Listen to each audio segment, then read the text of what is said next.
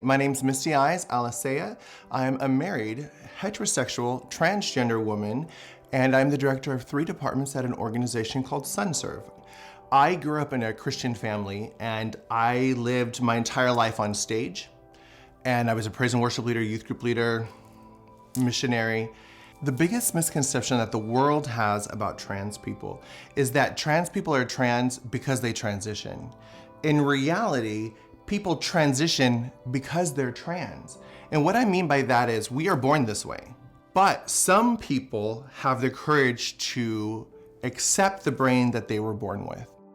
My name is Ren. I'm 21 and I go by he, they. I'm a trans, masculine, non-binary person. For the most part, it's not like my family didn't kick me out or anything. They weren't awful. But it was a bit rocky because in general, transition is a huge change for everyone, not just the person transitioning. The family has to deal with, you have a kid, and especially when I'm adopted, you adopt a kid and you think, this is my daughter, I raised them as a daughter, and all of a sudden at 13 they're like, I don't like that, I don't go by that. It's a change. It's a really big change. And I think for a lot of people, that's a big challenge when their child comes out, because you're basically unlearning everything that you knew up until that point about your child. Most of my clients come to me in a state of darkness and in a state, often alcoholism or drug use or self-harm, complete and total despair. And when they accept and learn how to understand and deal with and safely transition, they are night and day different people. I had a really bleak outlook of life. I was at a point in which I wasn't thinking I was gonna make it till 18. I was really in a bad spot, but the time I turned 18, I realized I had all these opportunities to advocate for myself and get the help I wanted, be it therapy or going to SunServe and getting all the help I could get to start my transition. And in all honesty, it's changed my life for the better. I am still on a journey, but I feel much happier in my skin. I feel much happier being me and being around others.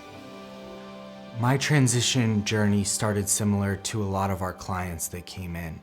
I was struggling with depression, anxiety, and substance use as a direct result of my gender dysphoria. I was struggling with gender identity and what does it mean to be a trans man. These clients are contemplating suicide because they feel like they have no other alternative. They feel like they don't have people in their corner that will affirm their gender identity or their sexual orientation. My name is Chris. I'm a 39-year-old heterosexual trans male. I'm currently an intern student here serving at SunServe. I'm in the licensed clinical mental health counseling program with a specialization in school counseling.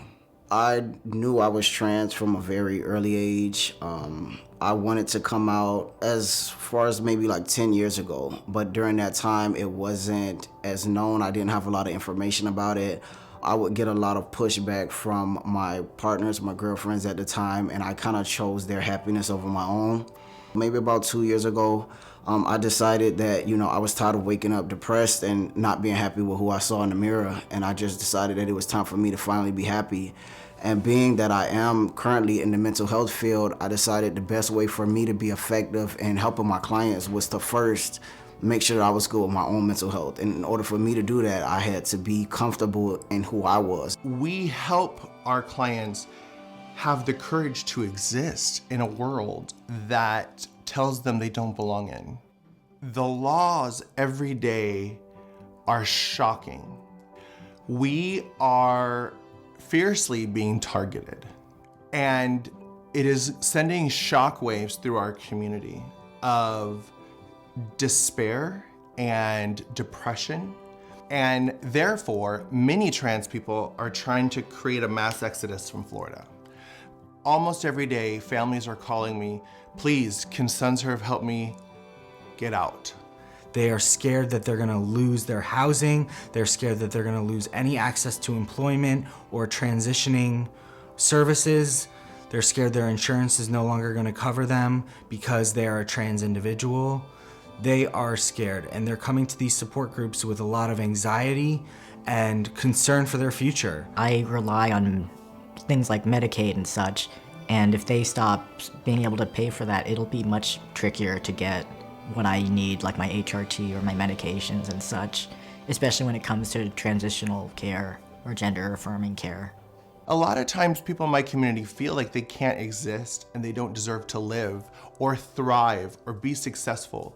And I do think that we have every right to do all of those things. We have every right as trans people to have the same milestones, graduation, marriage, success, that every human has. In the end, we're all just human. We're all just people trying to love and care and just treat each other well.